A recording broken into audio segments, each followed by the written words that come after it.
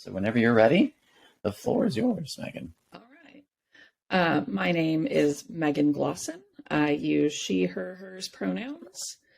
I live just outside of Nashville, Tennessee. I work as a content writer and editor for a marketing agency. And I also do some freelance writing on the side. And I'm a mother of two children. Oh, So there we go. Lovely. Well, thank you. Thank you, Megan. So Megan, what's your story? So my story is that I lost the love of my life and I was not expecting to. Emily and I met in 2018 and we started out as just friends. Things kind of blossomed into a romantic relationship. But because of where we were in life, it kind of took a while to get, down the road. She was in grad school. She just finished her master's degree this past May in clinical social work. Oh, nice. Yeah. And then, I had was going through some stuff when we met. And so I was kind of like processing some life things before I kind of jumped back into a relationship. But I finally took the plunge and proposed to her on September 30th, and she died on October 19th. Oof. Yeah. It's interesting because I've experienced a lot of loss in my life. But I think a lot of times when we're expecting it, it hits in a different way than when it's very unexpected, when somebody who's healthy just suddenly dies with no explainable reason. Well, I was going to ask. I mean, the way you explained that just made it feel like that was kind of sudden. Like, you didn't expect that to come at all. That definitely it's a way different. Yeah, no. So it's funny. So when I met Emily in 2018, she was about 8 months post heart transplant. She was born with a congenital heart defect, had a surgery to repair it. Something else happened and it did not go well. And so she ended up having to be put on the transplant list. But despite that, she was very healthy, like everything post-transplant. She resumed a very normal life. Like I said, she went on to grad school. She was a dancer, very healthy woman. Very active, in the prime of her life. She was 26. So she started about the week after I proposed, she started having like on and off abdominal pain. And we had kind of narrowed down that we thought it was her gallbladder.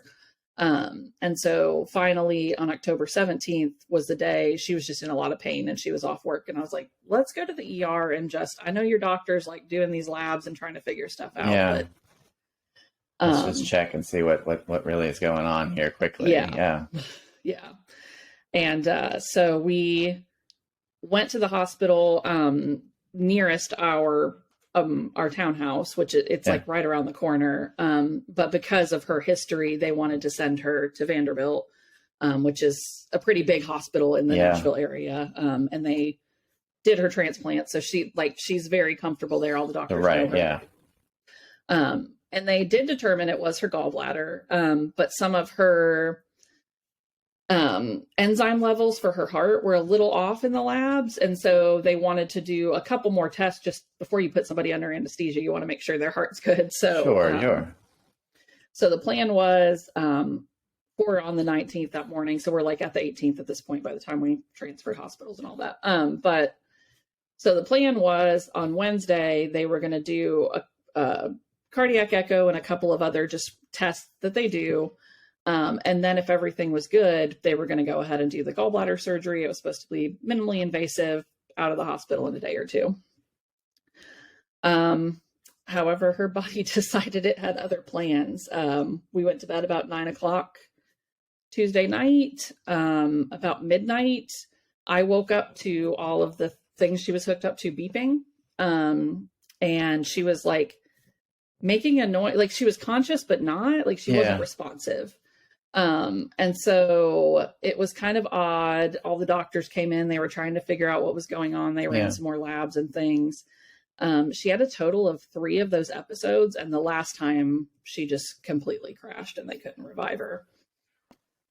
So I literally watched her in a matter of like 2 hours go 2 from hours. being fine and responsive to gone To not. completely, just in a few hours. So I mean, that's, I mean, not, yeah, I don't want to say like unique that you watched that happen, but again, you know, like you said, put in the context of somebody that, you know, you're not really prepared for, like you didn't necessarily see it coming, right. You know, like so there's that combined with the fact that here you are seeing their last moments. Right. But then at the same time, you said 2018, on the scheme of things, not a long time that you even know them. I mean, right? I mean, you don't really, not that you haven't had a chance to connect, obviously, you know, you did, but like, you know, a lot of times when you hear this, you know, these kind of situations, it's like, you know, a grandparent and you've spent, you know, 40 years of your life, you know, watching that moment.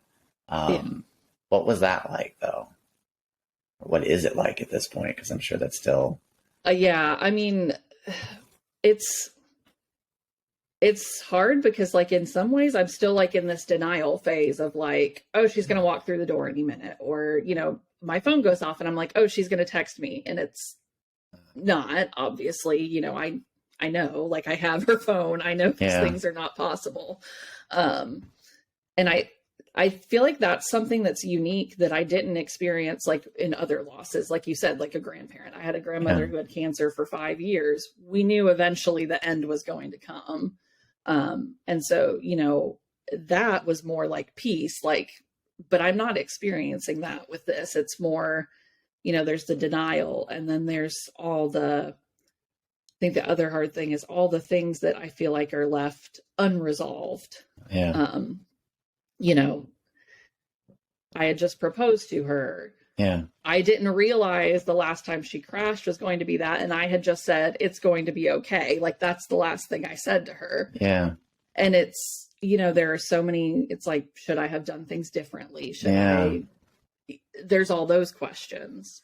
Did they hear you say that? And now do they, you know, go to wherever you believe they went to at this point, and that's what they said? And, you know, wait a minute, that wasn't okay. It wasn't okay at all. I mean, you know, I personally believe that, yes, she has gone on somewhere that's probably much better than, but at the same time, it's, if I had known that was, you know, I mean, I'm sure we all feel that way. If I had known that was the last moment, I wish I would have said something much more profound than, we're in the hospital, it's going to be okay, they're going to take care of you, you know.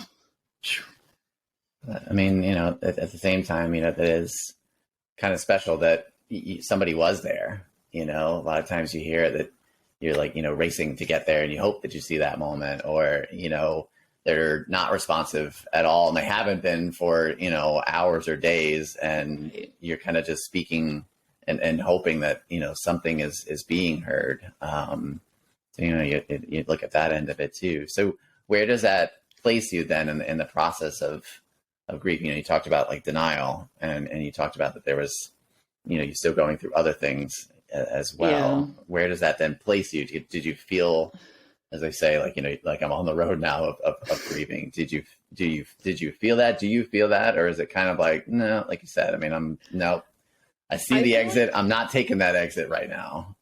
I feel like I'm, you know, starting the process. I see a therapist and we're doing some work. So I'm starting that process, but damn, it's hard. Yeah.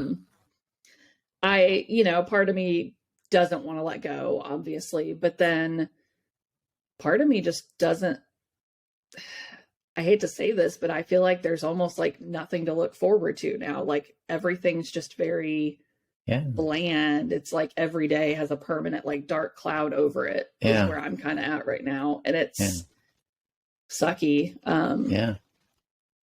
Because there's a lot going on in my life and there's a lot I should be enjoying, but it's all like overcast with this whole thing of, well, the person you're supposed to be enjoying it with isn't here. Yeah.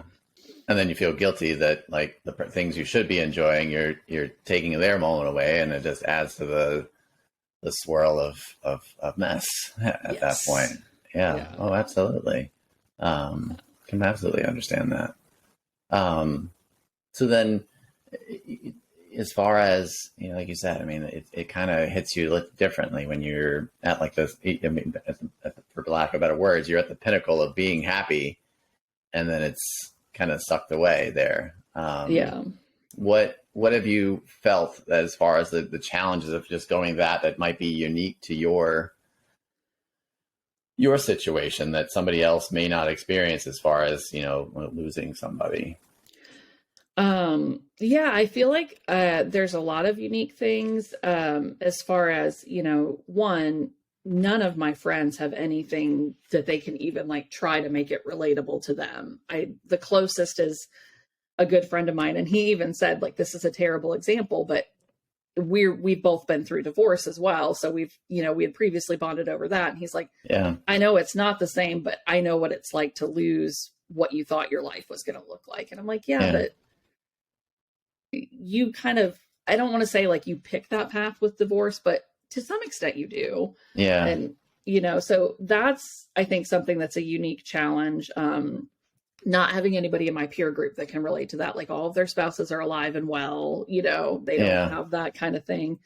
And then I'm also learning, I don't fit in like grief support groups either. Because if I go to like a spousal grief group, it's, 60-year-old women who were with their husbands for 30, 40 years, or, that I've found that I'm not finding a lot of people who fit exactly where I am. Yeah. As far as being like somebody in my mid 30s, who just lost, what was going to be their life partner. What was going to be their right. Yeah. This is like, I'm sure you wrestle with the fact that, can I even call them a spouse? Like what like, are you, or not even you personally, but like, are they going to judge me? Like, yeah, like you said, like, you don't belong here. Like, we don't consider that a spouse by definition, which is unfair. But I could, do you feel that in your head? Does that kind of block you too? I do feel like that, like judgment of when I say things like call myself a widow or refer, to her as my partner, or say something about like, I lost a spouse too. I feel bad about that because it's like, well,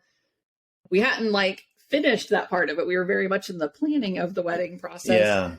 But I also look at it as we had committed to each other, and we were living together. A lot of things about where we were in life still fit the traditional definition, right? Yeah. We were sharing expenses, living together, raising my children together, all of those things were happening. So yeah, I'm like, yes, but also there's that fear of people are going to be like, oh, well, you're, way too emotional about this, or, that kind of thing too. Like the judgment of other people has been.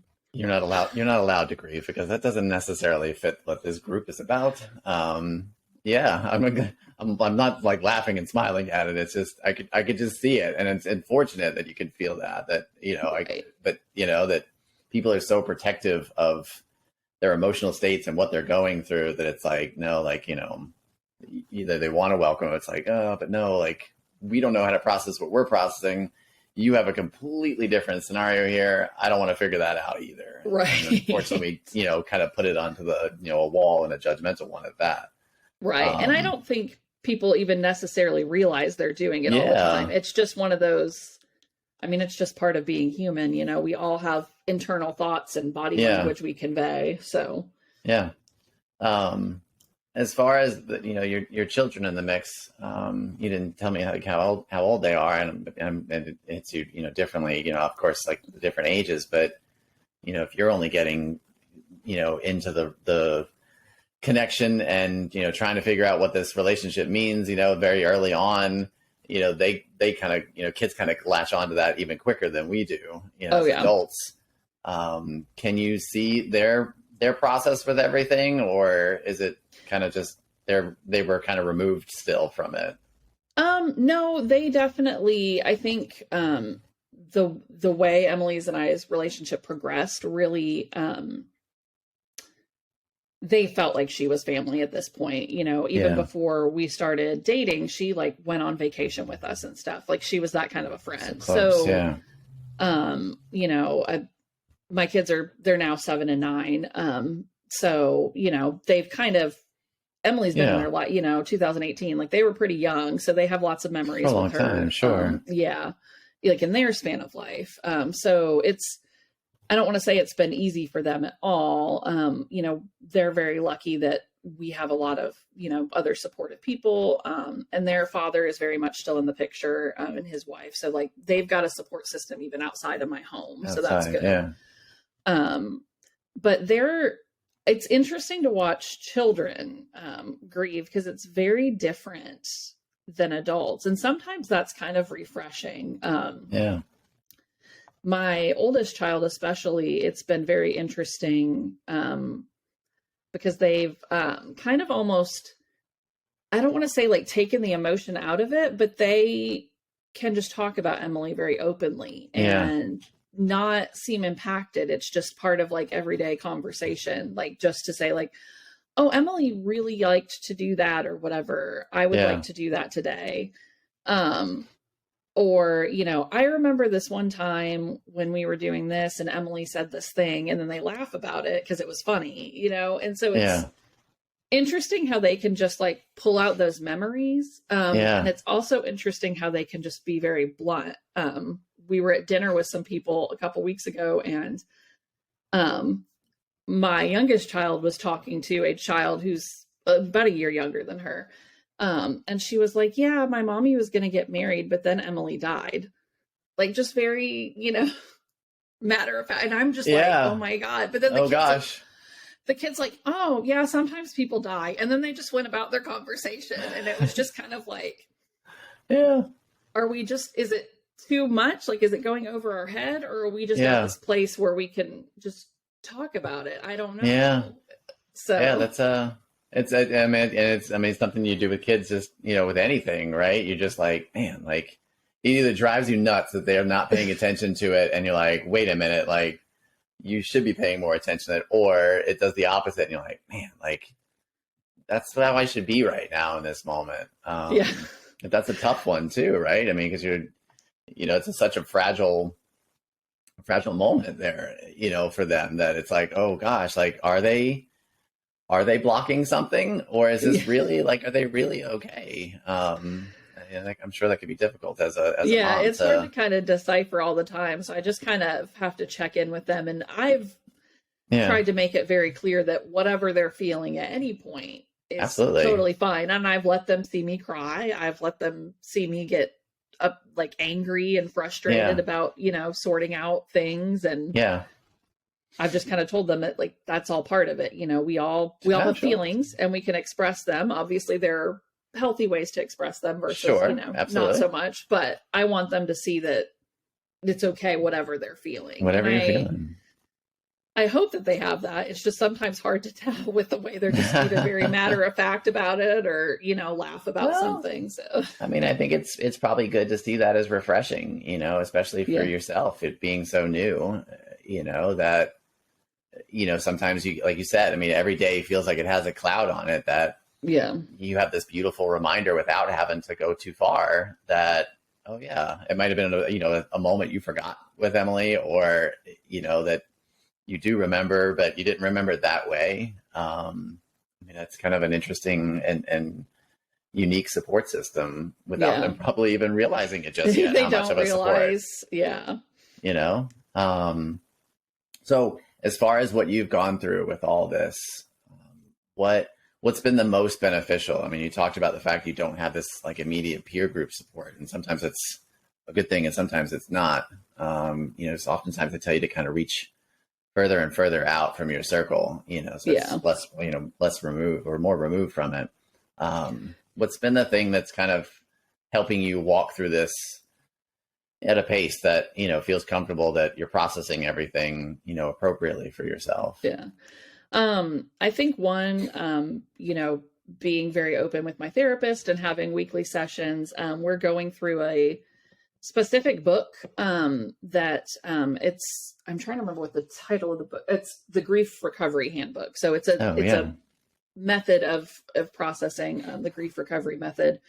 So that's been helpful. We've obviously like taken it slow, and if there's a day I just don't feel like diving into it because there's something else going on, we don't. But that's been very beneficial. And then honestly, at times having people in my life that are just doing normal things has also really helped, because kind of just okay, I can step out of this like sad box for a minute and go, last night I went over to a couple we were friends with, Emily and I were both friends with, but they made dinner and I sat and played board games with them for a couple hours. There you go. And it was nice just to like be a regular human and talk about normal everyday, we talked about work and just everyday things. Yeah. And played games and ate a soup. Like it was just nice to kind of pick up normal life things and not, not think about all the other stuff. Well, thank you, Megan, for taking the time to share your story. Yeah.